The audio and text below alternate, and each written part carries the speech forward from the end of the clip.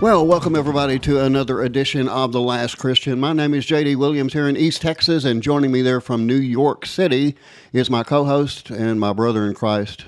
That's Mr. David Paxton. David, how's things going today up there? It's pretty good. It's a nice day, a little brisk. Get the blood moving out here. No chaos from anywhere, so that's good. Just a typical New York City stuff. Yeah. I can't believe there's not any chaos in New York City. There's plenty of it in the world, and that's something we're going to talk about today.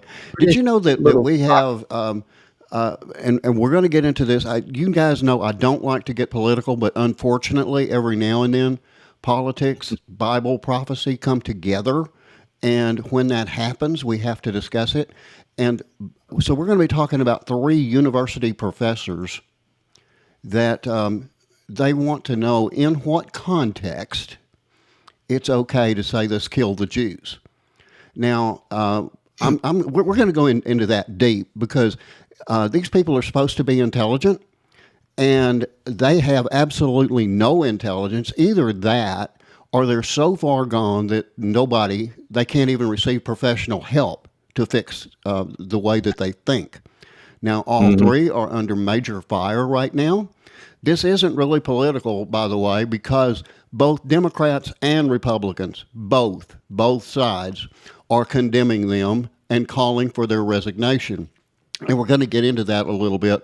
But what I want people to understand is that these people are indoctrinating your children, our children, to hate the United States, to hate Israel, to promote fascism, to promote Nazism, if I may go that far. And I believe for the first time since World War II, it actually applies.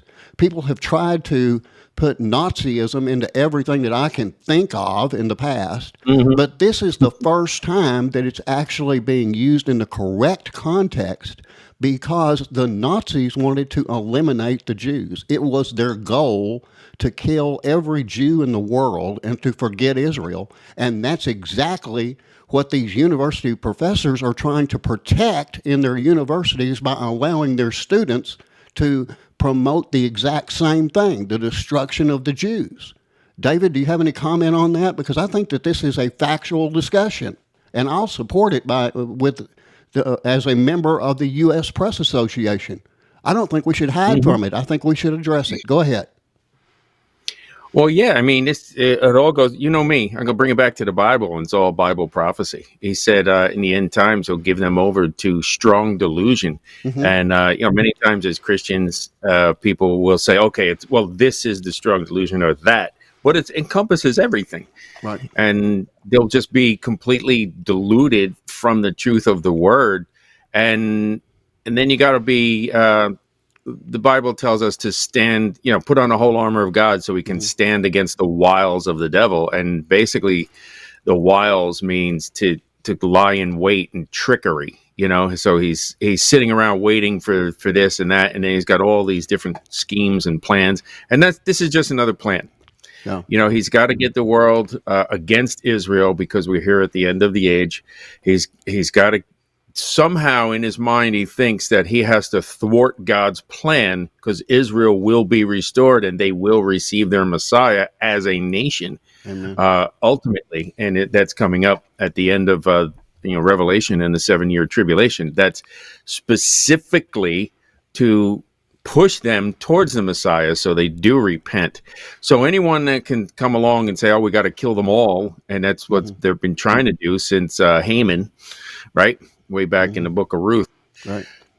Because he's trying to thwart God's plan. Right. And these are the wiles that he's doing. So this is just another way, and it's this drop and this drop and this drop until he wears you out. Say the lie, loud enough and long enough, and then people will believe it. Right. And it's to desensitize. So here they are, they're in the colleges, and they were placed there on purpose to desensitize the younglings coming up to a people group, basically, and God's chosen one.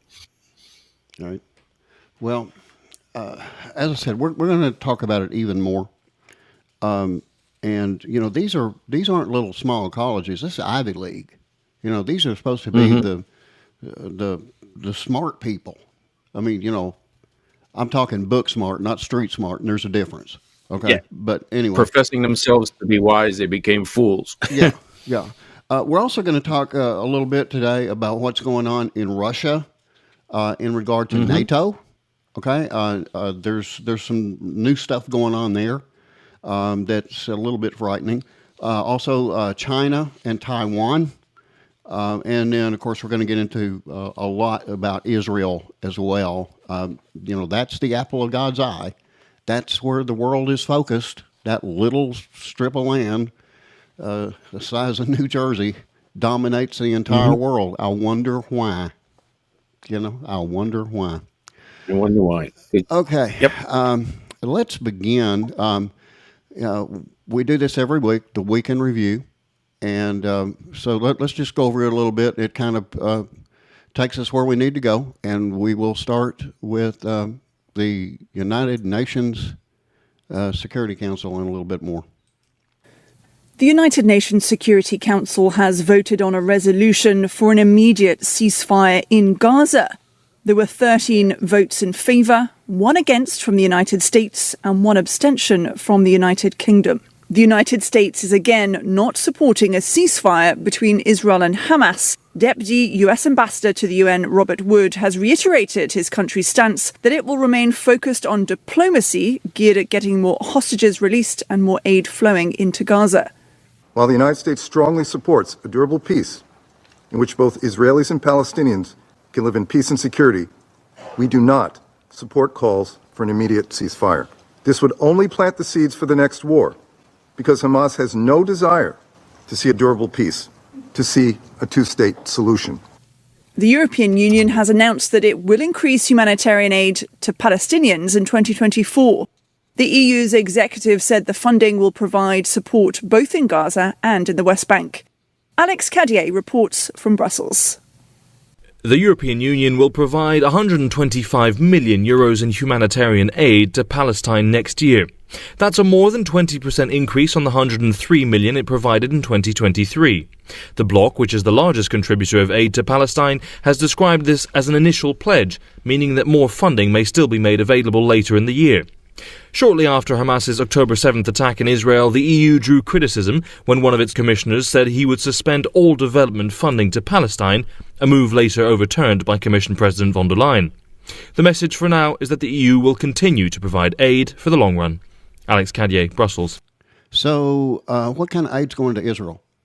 They're the ones that got attacked. So what's the funding that the United Nations is sending to them? What's the value? I think that's zip. Yeah, zero. Absolutely nothing. So it's okay to kill Jews. It's okay. It's okay to do mass, just shoot a rocket. In their opinion. Yeah, shoot a rocket. We don't care where it lands. If it happens to land in the middle of school and it kills 2,000 Israeli children, we are very, very sorry. It was a miscalculation. It shouldn't have happened. We will do everything we can to maybe hopefully, we might be able to stop it from happening again. Then the world turns around and says, you really shouldn't do that. But, it's okay. We understand mistakes happen. Now then, Israel goes in, they do pinpoint strikes on places where they have warned people for weeks, we're going to hit there, get out of the way. And so then they shoot a rocket, it destroys exactly what they said it was going to destroy. And there's 4 people that were civilians that were killed, and the world goes into an outrage and they need a diaper change. It is unbelievable. It is totally unbelievable. They were told to leave. Yeah, unbelievable. But that's really where we're at. Now, Israel has increased this report coming out of Reuters that Israel has increased the Gaza strikes and that the UN is decrying humanitarian nightmare is what they're calling it. This is the fact that Israel did sharply increase its strikes on the Gaza Strip, pounding the length of the Palestinian enclave. And here's where the report starts to make a left turn here. Killing hundreds in a new expanded phase of the war. Washington again signaled that Israel could do more to protect civilians in the enclave. Like what? What can they do more? They warn them. They hit exactly what they say they're going to hit. What else do they need? Do they need somebody to go in and take them by the hand and walk them out, and they're only going to run right back in again? I mean, what do they do? What is it that they can do, David? Tell me. Yeah, there's nothing. This is just nonsense. But I noticed in the thing they're talking about, peace and safety. This is precisely what the Bible talks about. Exact up to quote. the end time, there'll be Exact the quote. nation. Yeah, the nations enrages, and then he says, "Why the nations rage?" And every one of the nations comes against it. Let me see. Okay, so it talks about even be prepared. It talks about why do the heathen rage is another one in Psalm 46. And we always look at Psalm 38. The heathen raged, 46:6 says, and the kingdoms were moved. He uttered his voice and the earth melted. So we're going to see all these things. But if we're going to see the Lord have dominion, we need to expect that the entire world's going to come against them, and without reason. It's like it's just this evil spirit that takes them over. But in First Thessalonians 5:3, it says, when they shall say peace and safety, then sudden destruction will come upon them. So we're seeing that now. The nations are raging, right, and they're crying out for somebody to come in and bring peace, and safety. And those words are real simple. Actually, the peace means implication of rest and prosperity as well. It's irene in the Greek. Peace. So they're bringing in peace and prosperity, and then safety is security.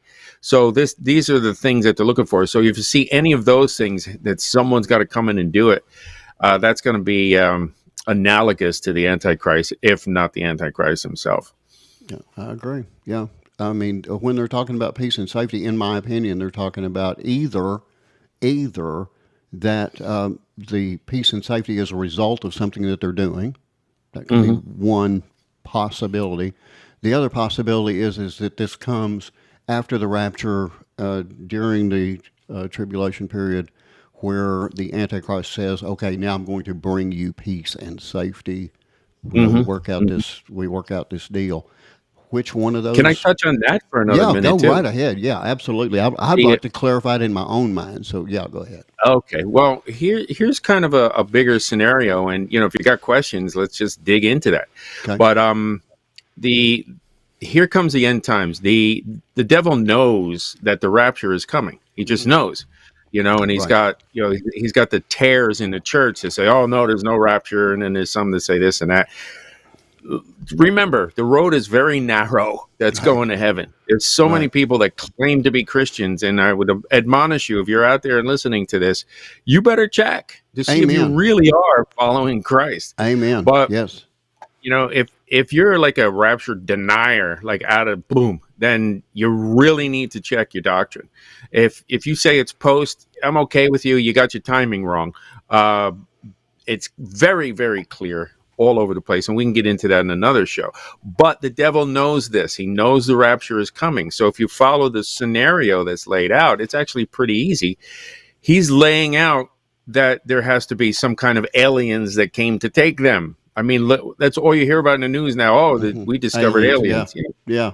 People have been busting their chops for decades, almost a couple centuries even. But that's why he had to start the evolution narrative back in the 1850s, okay? Because you have to get a series of a generation of people that think we just evolved out of some primordial goo, right? And then from monkeys, because then you can say, because what happens is now they realize that DNA, it means it's impossible to just spontaneously erupt into life. They understand that it's impossible that even a protein could form that would make a cell. So they understand it's impossible. So now all those people have a narrative that evolution is debunked, even amongst themselves, yet they are still atheists. So what's their next go-to? Someone else smarter than us came and planted all of this primordial goo so we can grow into humans. So he had to plant that narrative way back Yeah. to head the generations, because he knew the rapture was coming. And when we are taken out, they're going to have all this new age stuff, which started in, remember, the 80s, about how, oh, you people aren't enlightened. You just don't understand. Right. And the aliens are going to come down, and everyone's going to fall for the great delusion. And they're going to say, though, it was good. It was good because they were taken away to be re-educated. But don't worry, I'll bring them back. Mm-hmm. This is the narrative that he's trying to push, trying to get rid of Israel. He's got a plan for when the rapture happens. So this is what we're starting to see. That narrative is being laid out all throughout the news. Peace and safety. We see that. We see this covenant. They're going to sign all these agreements are coming up. Oh, maybe this, Abrahamic Accord didn't work, but we can make another agreement. Even some people, which I kind of lean towards, are talking about he establishes a covenant. It doesn't say he writes a new one. He says he confirms a covenant. Mm-hmm. So he may even confirm the fact that Jews have a right to Jerusalem and they can build their temple, because that's what the Messiah would do. Well, now I contend, David, on that point that yes, he will say that Israel has a right to build a temple. My contention is that comes after the Gog and Magog war, in which basically every Islamic army that's available is destroyed in the mountains, which destroys any kind of Islamic thought. Basically, they can honestly say, yes, Israel can have this now. The Islamic people aren't here anymore, so I don't have to worry about that. All I've got to do is pacify the rest of the world. Now, that's my contention. Whether or not that is what actually happens, I don't know. Okay, only God knows the answer to that. But that's just my personal contention. Do you have an argument for or against that? No, all those things, it can be argued one way or another. But all I do know is it hasn't happened yet. Right. Because it's crystal clear. Every single time prophecy happens, it's immediately afterwards we go, oh, that's what he meant. Yeah. That brings me back to that. You remember I told you in a previous show that there was that lady, that was in a coma forever, and she finally she opened right at death. She opened her eyes and spoke for the first time in weeks, and all she said was, let me see if I can get the right words. Of course. And I mean that fits perfectly, doesn't it? I mean, that's just perfect. Yeah. And, Bible prophecy is that way. It's esoteric on purpose, because the devil's reading the Bible too. So he can't tell him the exact day is coming. He can't tell him all the plans. If the devil knew exactly what Jesus meant when he wrote all those prophecies about his first coming, he never would have crucified him, and the plan never would have been fulfilled. Mm-hmm. It's the same now. We have all these prophecies that were written thousands of years ago, millennia ago, and they're all starting to come to pass. Right. But they're esoteric, where you cannot pinpoint exactly what's happened until the moment after it happens. Right. And then it's undeniable. Just like, all of a sudden we realize, well, May 14th, 1948, that was precisely the exact amount of days of judgment that Israel had as a nation. And he said they would come back. It was exact to the day, the day of the judgment of Israel. Yeah, and but still people deny it. Still people deny the Bible, because I've given up on them. They, all they do is they want to tell you, oh no, you're wrong. Why? Yeah, I don't know. I don't know. I don't have a reason, but you're wrong. Okay. Well, no, I'm right. You want to read the Bible? No, I don't want to read the Bible because it's got rules in it. And I don't want truth. What are you talking about? Yeah, exactly. Prove it to me. Scary. I did. Here's the Bible. Yeah, exactly. Okay. Now, again, as I said, Israel has increased their strikes in Gaza. They're tightening the noose there, and it's driving the UN nuts. Okay, but anyway, let's listen to this one real quick, give you an idea of what I'm talking about. Israeli military forces have encircled Gaza's largest refugee camp after a raid on a Hamas command post in the settlement, where they uncovered surveillance equipment, weapons, and maps. The Israeli Defense Forces are actively operating around the Jabalia camp, north of Gaza City, following their earlier actions against other Hamas bases, where they demolished military infrastructure and seized critical military positions used for attacks on Israeli troops, as per an IDF news release. Benjamin Wright reporting. All right, I wanted to put that picture up there to give people an idea of just what it must be like to be in that area right now. I would hate to wake up every day and that's my city, you know? Did you see the meme with the Lego set? And the Lego set is of Gaza, and all it is just a big pile of gray bricks. Yeah, that's, and again, now, for you folks that don't get this in visual form and want to see some of these pictures, then please do go to www.lastchristian.net. That's www.lastchristian.net, and you can find shows there. If you're listening to us on YouTube, please hit that subscribe button as well as the little bell to remind you when we post new videos. It's our smallest outlet. There's some funny business going on with YouTube, but I'm not going to go into that because YouTube would take offense at that, I'm sure. But I've even showed it to David. I've showed it to a few people, and it's kind of amazing, really. I mean, we got a pretty good idea of what we actually do. But as I said, there's some funny business going on there. But we'd really love to build the channel and make it, kind of join up with what we've already got. I do want to get into a couple of other news items real quick. We'll hopefully get most of them out of the way before we get into the second half of the show. But the former Russian president, he's now, he's now the deputy chairman of the Russian Security Council. I'm talking about Dmitry Medvedev. Okay, so he's like second in command right now in the Russian Federation. He was the president of Russia right before Putin took over. It was Putin and then Medvedev, and now Putin again, and Medvedev is still there.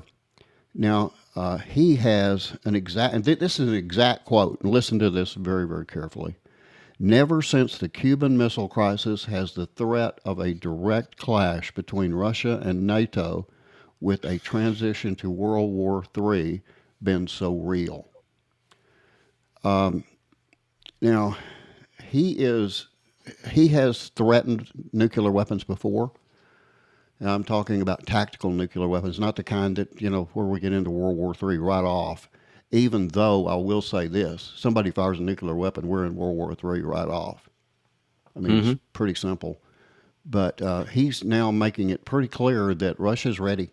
He's made it very clear. Following the outbreak of Russia's full-scale invasion of Ukraine, Medvedev repeatedly threatened to use nuclear weapons and the outbreak of World War III, and as recently as late November, Sergei Rakabov, it's Russia's deputy minister for foreign affairs, claimed that Russia was ready for war with NATO. Kind of a scary thing there, David. What do you think? And I don't know if you're aware of this, but Russians are the descendants of the Scythians. Oh, the who did you say they were? The Scythians. Yeah, and they were renowned, the fiercest warriors. I mean, they would they'd be able to ride their horse and then fire backwards with 100% accuracy and hit whoever was chasing them. So you couldn't even chase them away. Wow! And then they would eat their food out of the skulls of their enemies. This is what these people were like. So. And the Russians are actually the descendants of the Scythians, so probably not a good idea to mess with them. Yeah. Well, Germany found that out in World War II, when they opened up the second front and thought they were just going to cruise right on through Russia, and that turned out to be their biggest mistake, I guess, opening up that front because they had a peace deal with them. So, yeah, not not good. Also, one other item here, we got China. Now, this is Chinese fighter jets. Mm-hmm. Chinese fighter jets, as well as, guess what it was? Just take a wild guess what else they flew over there besides a jet. Alien a weather spaceship. balloon. Oh, look at that. Yeah. Okay. Taiwan said just Friday that 12 Chinese fighter jets and a suspected weather balloon had crossed the Taiwan Straits. Say that one quick. Sensitive median line in ratcheting up tensions about a month before the island's presidential election. Now, this is significant because basically what they're saying is that China is telling the Taiwan people, be careful who you vote for. Because, we're ready. Here you've seen us use these tests over and over and over again. We're ready. Yep, we're watching you, and we could drop bombs when you're not looking, and all sorts of threats. It says Chinese Taiwan Affairs Office did not respond to a request for comment about Taiwan's interference accusations. Previously, as I said, only it respects Taiwan's social systems, not anything else. They just respect their social systems.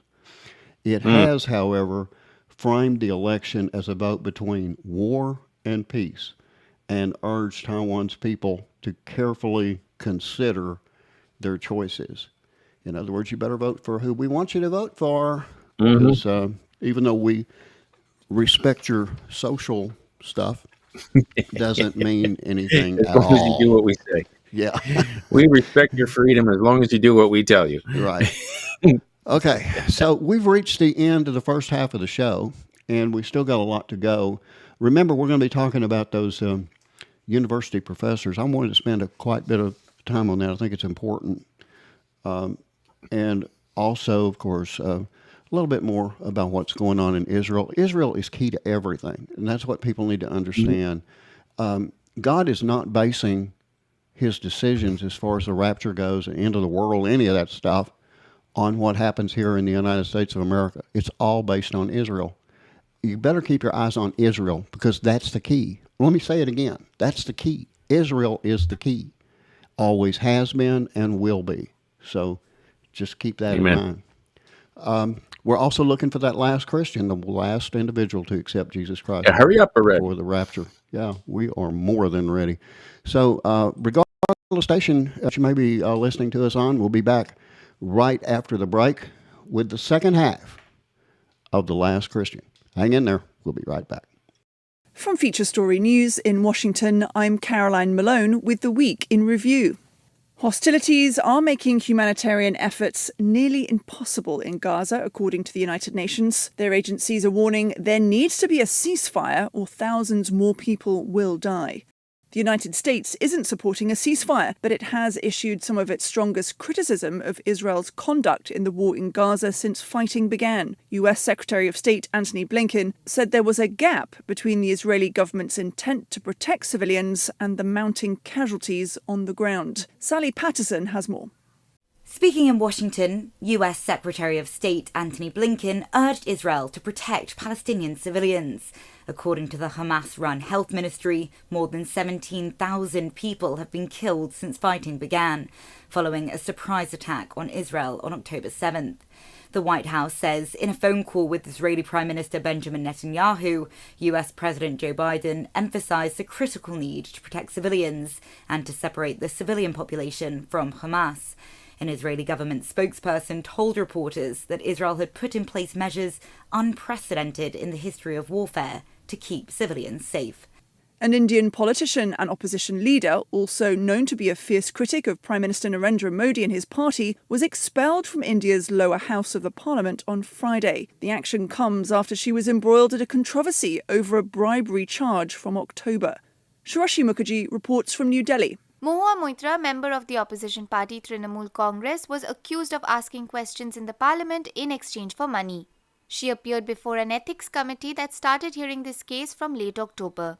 The committee in its report declared that it found her actions to be highly objectionable, unethical, heinous and criminal. According to Indian law, a member of parliament can be expelled if the House votes in favour of the committee's report. Ms. Moitra's party strongly argued to allow her to defend herself, but the resolution was put to vote without allowing her to speak. She was expelled by a voice vote in the lower house of the Indian Parliament, and many members of opposition parties walked out as the vote was being conducted in protest. Sriyushi Mukherjee, New Delhi.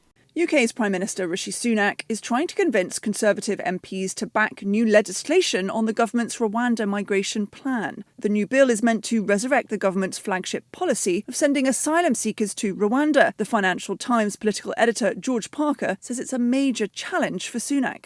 The problem for Rishi Sunak is that I think he's sort of fated to try to get this policy through because it's become such a totemic issue for the Conservatives. So he is going to persevere. There'll be the vote next week in the House of Commons on this new legislation. The problem is it's a massive advertisement for the fact that the government hasn't got a grip on illegal migration. And the longer this saga drags on, the more I suspect the public will just roll their eyes and basically say, we'll believe it when we see it. And welcome back to the second half of The Last Christian. Again, my name is J.D. Williams here in East Texas, and joining me from New York City is my co-host, Mr. David Paxton. David, I want to go a little bit deeper into what's going on in Israel right now. Mm-hmm. We've seen where Israel has encircled Gaza in certain areas there, and they're kind of squeezing it together. And so, you know, the world's getting scared that Israel's actually going to take out Hamas. And it's embarrassing to see what the United States is doing. I got a report. I told you about this before the show started. I cannot independently verify this report yet, but it is actually coming from Fox News. And it states that Biden is giving Israel until the end of the year to end this war. And my question is, let's say they don't. What's the do? You know, what does he intend to do if Israel hasn't ended the war by the end of 2023? You just got to laugh. It's like, okay, who are you? Why do I care? Get out. Yeah. You know? Just me. But I mean, the Biden has clearly known to be the toothless lion. He makes all these roars and threats and everything, and does absolutely nothing. He's like his father, Obama. He does the same thing. Oh, don't cross this line. Don't cross this line now. Yeah. Hey, I told you not to cross that line. Now here's another line. Don't cross that. Yeah, it's all bark and no bite. All bark and no bite. And the world figured this out a long time ago. And that's the reason that we keep getting hit. Now, just this week, there was a drone attack on an embassy on our embassy in Iraq. Now, this is a drone attack on our embassy in Iraq. Now, I grew up, correct me if I'm wrong here, okay? But I grew up under the impression that when you go onto the embassy grounds of another country, that you are in that country. And correct. If you do anything on their ground, you shoot one of their people or hurt one of their people in some way, that you have just committed an act of war against that country. Is that correct or not? Yeah, that's 100% correct. It's akin to them coming here and shooting someone on our land. Right. It's exactly the same thing. So why haven't we responded to an act of war against our embassy there? I mean, I'm not saying that we should go in with boots on the ground and do all this, and just definitely go to war against them. But I do think that we ought to shoot them a few missiles and wake them up to the reality that the United States of America is fully capable of knowing where you are, when you're there, and how to kill you. I think that should be something that they should fear on a second by second basis. My opinion. What do you think, David? I think that the whole thing is orchestrated. Number one, and these guys are all just puppets. And number two, I think Iran and Iraq have them by the short hairs, if you know what I mean. Right. And what are they going to do about it? Okay, great. Now what? I'm gonna slap you. What are you gonna do about it? Because they have them. They're like, okay, if you do anything, guess what I'm going to expose? Guess what I'm going to do? Guess the the reporting that I'm getting is that the that the weaponry that was used, these drones or whatever, are coming from Iran. Now, if I go back a few years, can't remember, maybe the 80s, maybe even into the 90s, I'm not sure, but Iran and Iraq were bitter enemies. They were in a war with each other, and now they're helping each other. Tell me that's not a shock to your system. I mean, we've been enemies with Russia for a couple of centuries, I guess. I can't see us working together to go against China or something. I mean, I don't know. I don't even know if you know where I'm going with that, but it just seems stupid. You got to understand. Yeah, Islam is their whole gig is we're going to fight, because that is how they earn a place into their paradise. Right. Which there is no such thing as what they consider paradise. It's not heaven, and it's not the new heaven and the new earth. It's just this make-believe land that they made up. And unfortunately, Christians have gotten the idea of what heaven is by the fake picture of paradise. He's literally going to make a new earth for us. Right. So, it's not this la-la land, but they can only earn it. And the reason for that is because on any given day, you could die, and then it depends how their false god Allah feels that day, whether he lets you into the paradise or not. However, there's one caveat. You can earn your way in, and you can earn your mother's way in if you kill yourself in some kind of a battle. So the whole Islamic mindset is we have to fight someone, and if there's no one else to fight, we will fight amongst ourselves, because they believe that's going to earn them that spot in paradise.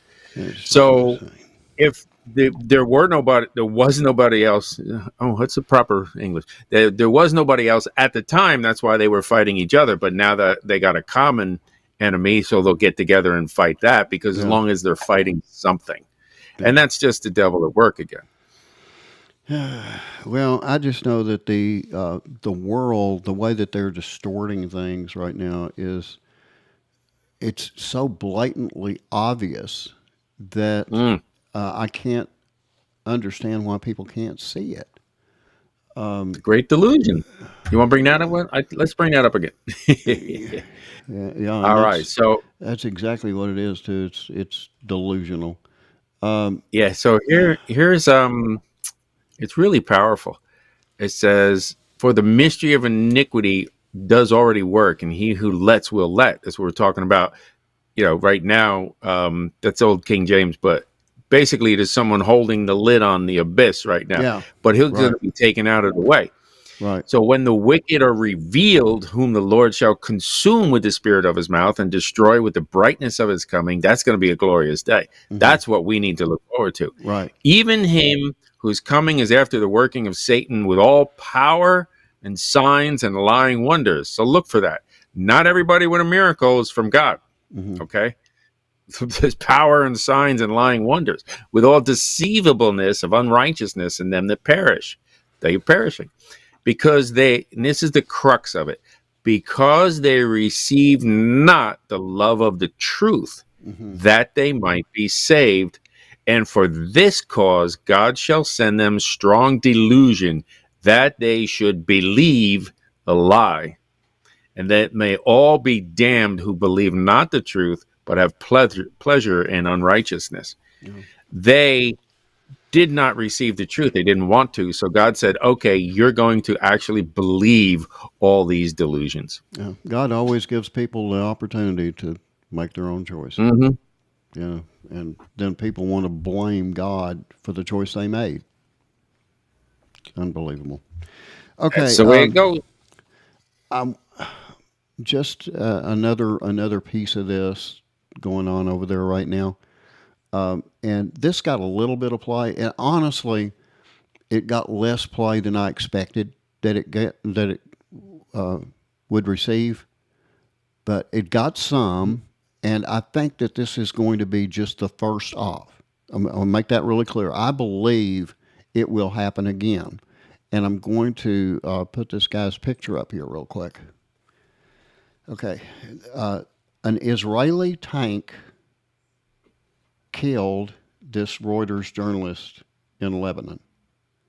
Now, here is the report. I want you to listen to the wording very, very carefully here, because I'm quoting this directly. On a clear day in southern Lebanon on October the 13th, near the border with Israel, a group of journalists from Reuters, Agence France-Presse, that's AFP, and Al Jazeera gathered at the top of an exposed hilltop. They went there to film from a distance cross-border shelling by the Israeli military. They wanted to be seen unmistakably as journalists. They wore well-marked press vests, heard drones buzz overhead, and saw an Israeli helicopter patrol high above them. And then an Israeli tank crew fired on them twice. The attack killed Reuters journalist Issam Abdallah, age 37, and wounded 6 other journalists, one of them severely, AFP's Christina Ossi. Reuters spoke to more than 30 government and security officials, military experts, forensic investigators, lawyers, medics, and witnesses to piece together a detailed account of the incident. It also engaged in the Organization for Applied Scientific Research, an independent Dutch institution, to forensically examine the material that Reuters gathered at the scene. So, like I said, this got a lot less press coverage than I thought it would, because here you have a news person who was killed by accident, and now they want to go into a whole lot of, okay, well, Israel knew they were pressed. No, not necessarily. If you're way up in the air and you're observing something from a drone, for instance, you can't see the press insignia. It's impossible. If you're up way high and it's on your back, you can't see it. Even if it's on your front, you can't see it. Have you ever seen those images of people where they've got a drone has a target area, and you see the people walking around on the ground? They look like little ants. Okay, well, press insignia doesn't stand out when you look like an ant. Correct or incorrect? That's correct. They need to do something else. But my first thought on this is, okay, what are they lying about here? Because that's what they do, and it could be a number of things. It very well may have been an accident. Okay, so we're not so dogmatic to say it wasn't. It very well may have been. Right. It very well may have been that an inexperienced tank fighter pilot shooter. Right. I understand. I lost my word there for a minute. Yeah. So it may very well have been. If I were to guess, I would say that there was Hamas or some kind of fighter hiding amongst them on purpose. Yeah, and that they may not have been doing the normal press thing. They may have been doing some actual spy surveillance. Yeah, he's it could have been spies. It could have been maybe they kidnapped the guy and said, hey, we're going to hide with you, or we're going to kill your whole family. I mean, there's so many different things. Or he may actually say, hey, come and be with me, and then and I will hide you. We don't know the mentality of this press guy either. This may be the reason why it hasn't received the play that I thought it would, because maybe Israel has got some stuff that they're holding back, that the other side knows about. where they can say, no, the lie you just made up, here's the proof it didn't happen, or something like that. Who knows? Okay. Yep. Now I just know we're not getting the truth. No, we're not. I do want to get in now to this ongoing thing with the college professors in the Ivy League. They were called before Congress. These are the presidents of Harvard, MIT, and Penn. And I'm going to put their gorgeous pictures up here where you can see them. And well, that explains a lot. Yeah. Now, this is according to the Israeli National News. This was a high-profile congressional hearing. The presidents of 3 of the nation's top universities. They acknowledged that Jewish and Israeli students have felt unsafe on their campus since October the 7th and said that their schools were taking action to fight anti-Semitism. That's a lie. That's because it sounds good. When New York Republican Representative Elise Stefanik asked them directly if calling for the genocide of Jews is against the university's respective codes of conduct, all 3 presidents said the answer was dependent on the context. Okay. Now, she asked the question if it was against the university's respective codes of conduct to call for the genocide of Jews. This is a yes or no question. And they said depends on the context. I would have immediately asked, and I'm sorry this lady didn't, but I would have immediately asked, okay, in what context is it permissible? Because I don't think they could answer that question. No, they can't, but they were alluding to it like, if I find an excuse, then I'll do it. I mean, it just makes no sense. It says, this is Penn president Liz McGill about context. He said, it is a content-dependent decision. And the calling for the genocide of Jews is dependent on the context, that it's not bullying or harassment. This is the easiest question to answer. I don't get it. What is she doing? Is she crazy? I mean, I don't get it. I don't understand what she's talking about. You know how people are. If they're lying, they kind of dance around it, and they'll try and make it sound one way or the other. Eventually, the truth comes out. But it's all over the place. It just permeates everything, and what we term anti-Semites. But technically, that's anybody who's from Shem. But they're anti-Jew is really what it is. Now that second one, I got to clarify something real quick. That second one that I was talking about, that was actually the answer that was provided by. Let's see. The second question was to Penn President Liz McGill. And responding to the same question, Harvard's President Claudia Gay said that when speech crosses into conduct, we take action. So I guess if they kill somebody, then it's against their code of conduct. That's all I can get out of that one. Shouldn't you do something to prevent that? And then MIT's President Sally Kornbluth said that such language would only be investigated as harassment if it was pervasive and severe.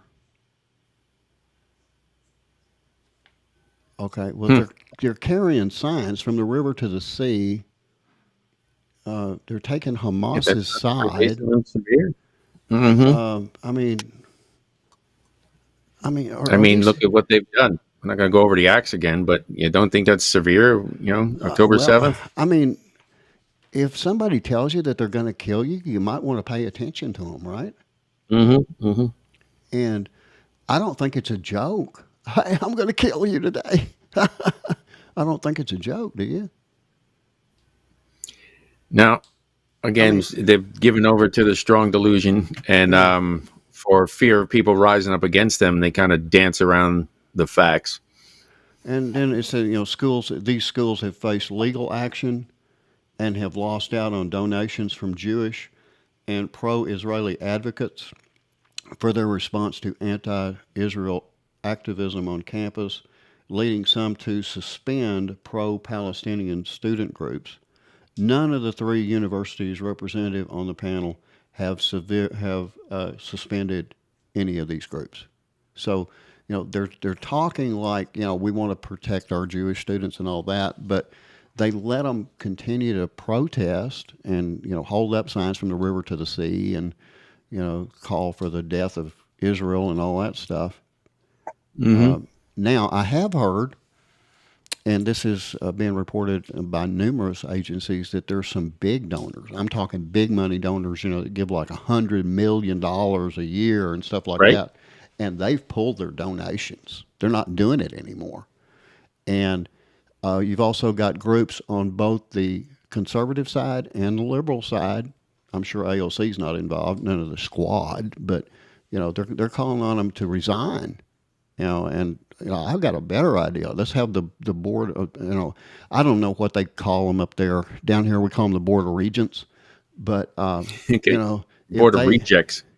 Well, the Board of Regents oversees a university, what they can do, like how much money they can pay a coach or, a professor or whatever. And down here, the Board of Regents would vote these people out to say, you're gone, you're fired, okay? So I don't know what their Board of Regents or whatever they call it, I don't know where they stand politically. I have heard one group, one university, and I wish I could remember, I should have pulled it. But there was one university that says, we're not going to call for your resignation, but you should think about whether or not this is a job that you can handle. So, I think that's kind of a way of saying, it'd be a good idea if you resign before they put enough pressure on us where we have to fire you. That's how I took that. You have any comment on this, David? It's kind of crazy, but, these are big universities, big names. Yeah, they were all started as Christian universities, but over the years, Satan always wiggles in his witches and warlocks, and specifically for that reason. And they dress like Christians, they look like Christians, they talk like Christians, and then little by little, like in Revelation, it says he had horns of a lamb, but he spoke like a dragon. Mm-hmm. This little by little will just permeate, and then they all think, I can't tell you how many discussions I get in, and people think, I went to the Lutheran cemetery or the Baptist and then this and that and the other. It's like, yeah, well, they didn't teach you anything. Let's actually look at the Bible now. And it wiggles into all this. Well, these schools started as Christian schools and then wiggled in all this stuff over the years. So now they pushed out any kind of Christianity, which by its rights would defend Israel. So here we are. Yeah. And even up in the north, New York is a spiritual stronghold, and as is Washington, D.C., these are strongholds that are there. So anything that's within the area is going to have a major influence. Well, let me ask you this about New York. I've got a pretty good, being a Texan, I got a pretty good idea what Texans think about different issues and can pretty much put a percentage on it. Really, in locations and everything else. How does New York view the Jewish community and the United States support or non-support of Israel? And you can go to different regions of the state. I'm sure it's little different, north, south, east, west, whatever, like it is here in Texas. Can you give us kind of an idea of where New York, the state, and then the city stand on this stuff? Yeah, generally the state is conservative. You go up. It's when you fan out from the city, you get all the liberal parts, because then they'll tend to want to make some money and they'll live outside the city, but close enough where they can get into it. But when you go upstate, it's a lot more conservative. but in the city, you literally have everybody. There's every nation of the world is represented here, in every language is spoken. It's the true melting pot that the United States used to be called back. Yep. Yeah. Okay. Go ahead. And there's so many different Jewish communities here, and they come from all over the place. There's Ukrainian, there's Hasidics, there's Ashkenazis, there's just what we call secular, where they're just more worldly, but it's still a Jewish community, and just so many different types, and even little communities like those that are around as well. So there is a lot of support for Israel here, just because there's a lot of Israel here. Right. So you don't see that.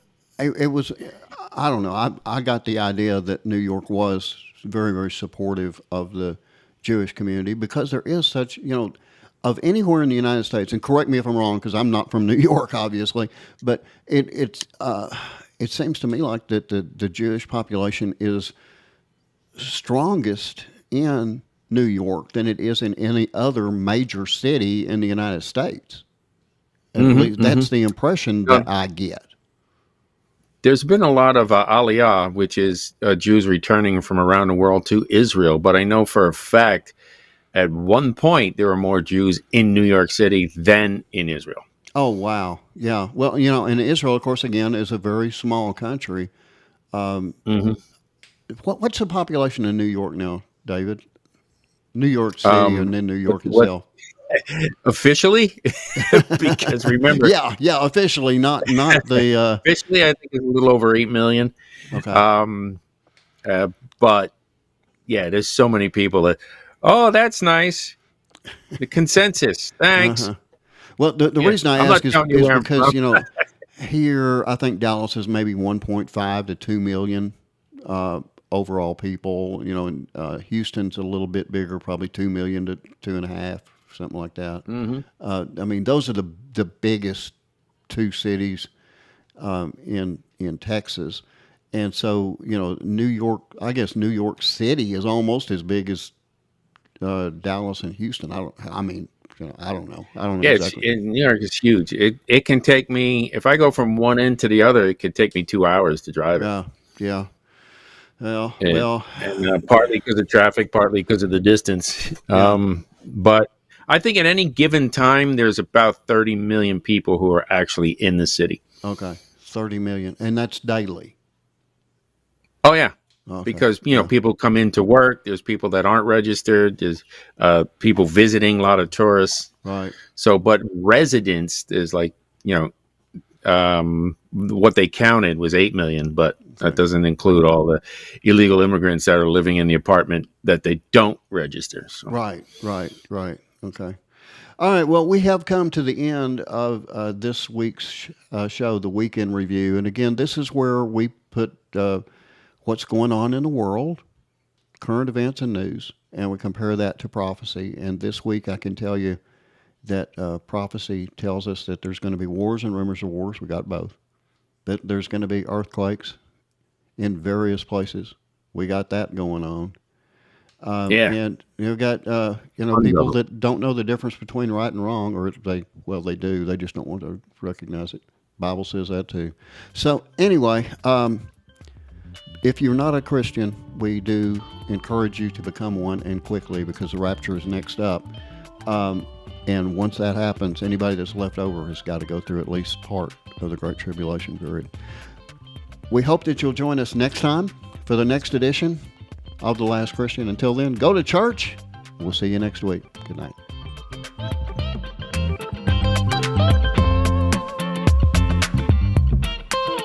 Thanks again for joining us today for The Last Christian Radio Show. And be sure to tune in every Tuesday, Thursday, and Saturday right here and at www.lastchristian.net.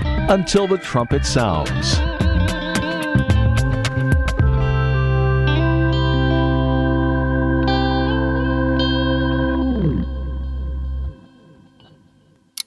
Are you prepared for an emergency or disaster? Because it's not a matter of if, but when. Don't find yourself saying, when the storm rolls in, my time to find a pet-friendly evacuation center will have run out. The scorching heat wave will leave me powerless to cool my insulin. I'll face a hurricane without meds. Now that's a tough pill to swallow. Let's prepare so we all have a better story to tell. Get started at ready.gov/older adults. Brought to you by FEMA and the Ad Council.